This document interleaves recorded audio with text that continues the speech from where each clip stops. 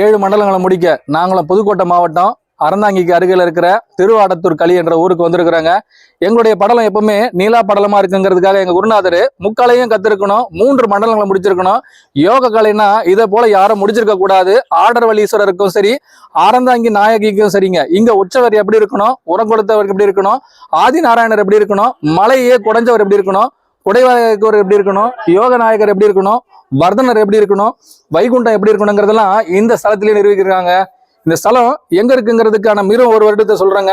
இந்த வருடம் சுமார் 3200 வருடத்திலிருந்து 3800 வருடம் வரைக்கும் நிலையில்லா ஒரு கோட்பாடை உருவாக்கியிருக்காங்க. முதல்ல ஆதி சமணத்துவத்தை தான் உரு கொடுத்திருக்காங்க. ஆனா நஞ்சுண்டேஸ்வரரா இருக்கிற குரு தன்னுடைய மேற்கு நிலையிலிருந்து முழு ஆதி பெருமாள் நிலையை காட்டியிருக்காங்களாங்க.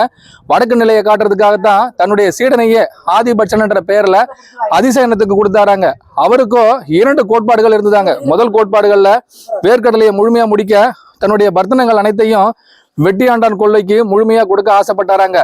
7 இல்ல 8 ஸ்தலத்துக்கு இந்த ஸ்தலத்தை பெயர் போன ஸ்தலமா அறிவிக்கலாமாங்க. ஒரு கொன்றை ஆழ்வாருக்கு 3 படிசுத்தங்கள் கொடுக்கணுமாங்க. இது 4வது படிசுத்த திறந்த ஸ்தலமா இருந்தா இந்த ஸ்தலத்துக்கு இதுவரை யாருமே முழுமையான பயனாகதி அடைஞ்சதே இல்லைங்க. முதல் படுகைய குரு சமணர்கள் தான் இதை ஏற்படை செஞ்சிருக்காங்க.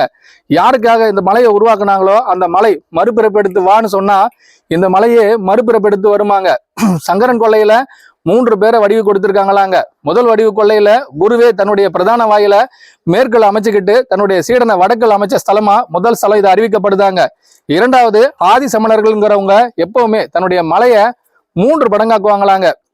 ஒரு கையில ஒரு சுண்டு விரல்ல 2 களிமண்களை எடுத்தாங்கன்னா அது 6 மடங்காகுன்னு சொன்னாங்கன்னா இந்த மலையை சத்தியஸ்வரூபத்தின் உச்சவாசல்ல இருந்து உயிரே கோபுர வாசலுக்கு அடைஞ்சிருமாங்க.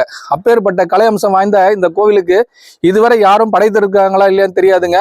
முதல் படையெடுப்பின் அச்சரத்துல இதுவரை 3 மகா கும்பங்களை உருவாக்கி நர்த்தனங்கள் அனைத்திற்கும் உச்ச காலத்திலிருந்து உயரிய காலம் வரை ஏற்படை செய்த ஒரே ஒரு ஸ்தலமா அது அறிவிக்கப்பட்டிருக்காங்க. இங்க முருகருடைய வாசல்ல தான் குரு சந்நிதியா அமைக்கப்பட்டிருக்காங்க. ஆனா சீடபத்தினர் எப்படி இருக்காங்கிறதுக்கு இது ஒரு பெருங்கோள் காட்சியா கூட சொல்லலாங்க. அடுத்து வடக்கு நாத கும்பத்துக்கு இது முக்கிய ஸ்தலமா இருக்கிறதால நீங்க நேர்த்தி கடன் ஏதாச்சும் செய்யணும் அப்படின்னு ஆசைப்பட்டீங்கன்னா முக்கண்ண நாயனார்னு ஒருத்தர் இருக்காருங்க. அவரை நீங்க 3 படிசுரத்துக்கு அழைச்சி முதல் படிசுரத்துல தன்னுடைய வெஞ்சோற்று கடனையும் 2வது படிசுரத்துல அவருடைய ஆவண கொள்ளையையும் முழுமையா நிவர்த்தி செஞ்ச ஸ்தலமா கூட அறிவிக்கலாங்க. குரு பேரு கண் திறந்த பெருமாள் என்ற பேர்ல முழு ஆதி சயனத்துல இருக்காங்களாங்க. நர்த்தன விநாயகரா 2வது சயனத்துல குருவே தன்னுடைய சயன நிலையை தன் சீடனுக்கு கொடுத்து ஆதி சயன நிலைக்கு அவர் சென்றுட்டாராங்க. 3வது பலிப்பீடம் எப்படி இருக்கணும், ஆதி சயனம் எப்படி இருக்கணுங்கிறதுக்கு கல்கரடரா இருந்து குருவுடைய ஸ்தானத்தை தன்னுடைய சீடப்படுத்தி நீக்கி கொடுத்து முழு உற்சவராக இருக்கும் தகுதியை நீயே உரு கொடுத்துவா மகளேன்னு சொல்லி 2 தேவிகளை உருவாக்குனாராங்க. ஒருத்தவங்களை பூதேவியா இருக்காங்க, இன்னொருத்தவங்க ஆதேவியா இருக்காங்க. அவங்களுக்கும் கற்பக விருட்சமா இருக்கிறவங்க தான் இங்க ஆடவல்லீஸ்வரர் கோயிலுக்கு முழு வர்த்தனையை செஞ்சு கொடுத்துருக்குறாங்க. வர்த்தனங்கள் அனைத்திற்கும் வேர்க்கடலையை முழுமையா முடிச்சிருந்தாலும் வெற்றியை இங்க எப்படி கொண்டாடலான்னு இவங்க பல்லாண்டு காலம் முயற்சி செஞ்சாங்களாங்க. சுமார் 3000 2500 வருடங்கள் வரைக்கும் யாருமே இவங்களை கண்டுகொள்ளவே இல்லையாங்க. முதல் முறையா கண்டுகொள்ள வந்த முதல் தந்திரம் இல்ல இவர்களுக்கு மட்டும் வேர்க்கடலையும் சரி நான்மணங்கி கடிக்கையும் சரிங்க முழுமையா கொடுக்கணும்னு நினைச்ச குருநாதருக்கு சட்டக்கல்லூரியில ஒரே ஒரு இடம் மட்டும் கொடுக்கப்பட்டதாங்க.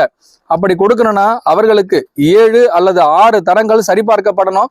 முதல் தரத்திலிருந்து 2வது தரம் சரிபார்க்கும் பொழுதே அவர்கள் எந்த ஒரு வேர்க்கடலையிலிருந்து முழுமையாய் நிமர்சனம் செய்து கொடுத்திருந்தாலும் அதிலிருந்து அவர்கள் மாறாத்தகைய முழு தாமங்கலங்களையும் செய்து கொடுத்திருந்தாங்கன்னா மட்டும்தான் அவர்களுக்கு நட்சத்திர பெருவிழாவே கொண்டாட முடியுமாங்க.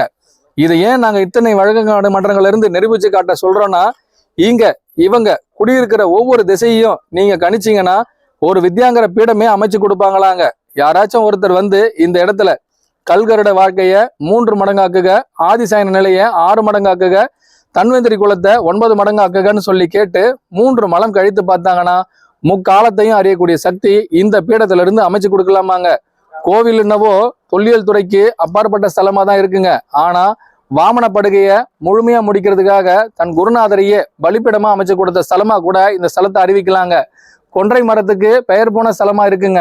ஆதி வராக யுகத்தை முழுமையா முடிச்சிருக்காங்க. நார்த்தாமலை ரகசியத்துக்கும் இவங்களுக்கும் 3 கடலைகளை முழுமையா கொடுத்திருக்காங்களாங்க. இந்த சேரன்மா தேவியிலிருந்து ஆதி பல்லவர்கள் வரைக்கும் இவங்களுடைய ஆதிப்பிரளயம் எப்படி இருக்கணுங்கிறதுக்கு முழு ஊற்றெடுக்கும் வாயில் கதவை திறந்த குருநாதருக்கு சட்டம், ஞானம், அதிபதியாகும் தகுதி, சேவை, இன்னும் குருவின் பக்தி இவை அனைத்தையும் ஒச்சிய ஒரு சீடன் வரும்பொழுது மட்டும்தான் இக்கலையின் முழு அம்சங்களையும் தன்னை உணரக்கூடிய சக்தியில் குருவே கொடுத்து உயரிய நிலையை கொடுப்பாருங்கிறதுக்கான உற்சவ தாண்டத்தை இந்த இடத்துல ஆடிருக்காங்க. இனியும் ஒரு மகா பிரளய யுகம்னு ஒண்ணு வரணும், அதாவது கலியுகம் அப்படின்னு சொல்ற மகா பிரளய யுகம்னு ஒண்ணு வரணும்னு நினைச்சா கூட அதை இந்த நாட்காட்டியிலிருந்து சரியா 9 நாட்களுக்குள்ள யாரெல்லாம் தன்னுடைய பீடத்திலிருந்து முழு ஆபரணம் செய்து கொண்ட குருநாதருக்குன்னு சொல்லி அவருடைய பாதத்துல 3 மடங்காகும் குருநாதரின் ஆதிசயன நிலைக்கு அரும் உற்சவர்களே பொறுப்பேற்புன்னு சொல்லிட்டாங்கன்னா அவர்களுக்கு அடுத்த நாட்கொட்டு எதை யார் நான் இதை மீண்டும் ஒரு முறை அறிவிக்கிறோங்க. கனகவழி புத்தரிக்கு மீண்டும் ஒரு ஆபரண சூட்டும் நாளன்று இவை அனைத்தையும் உற்சவர்களே பொறுப்பெடுத்து உயரிய கொள்கைக்கு கொண்டு சென்ற நாளா கூட இதை நாங்க அறிவிக்கிறோங்க. கடலாழ்வாரா இருக்கிற இவங்களுக்கு தென்னாட்டுடைய சிவனே போற்றிங்கிற முதல் பத்திரத்தை வெளியிடும் போதும் சரிங்க, யாருமே உயரிய நோக்கிற்காக ஒரே ஒரு சுடலையை கொடுத்திருந்தாலும் வெற்றிவேல் வீரவேலுங்கிறத இங்க முழுமையா முடிச்சிருக்காங்களாங்க. நான்மணி கடிகையின் 4வது சமணஸ்தலத்திற்கு நாங்க இன்னும் ஒரு சில சுவடுகளை வெளியிடுவோம். அதுல மீதம் இருக்கிற சுவடுகளின் வெளிப்படும் தன்மைக்கேற்ப ஒவ்வொரு நாட்காட்டியிலும் எங்கள் குருநாதரே உற்சவராய் இருந்து உயரிய நாதங்கள் அனைத்திற்கும் ஒளி நாடாவை ஒளியிட்டு உயரிய நாடகங்கள் அனைத்திற்கும் நானே அதிபதி, அனைத்திற்கும் ஆதிசயனாய் இருந்து உற்சவ காலத்தை முழுமையடைய வைக்கின்றேன். என் நாதம் குருவின் நாதமாய் இருந்து உச்ச காலத்தை தொடும் பொழுது வெற்றியும் வேட கிரதங்களும் முழுமையாக்கப்படட்டும்னு சொல்லி எல்லாம் வல்ல குருநாதருக்காக நன்றி சொல்லி முடிச்சுக்கிறோங்க. குருவே சரணம், குருவடி சரணம், திருவடி போற்றிங்க.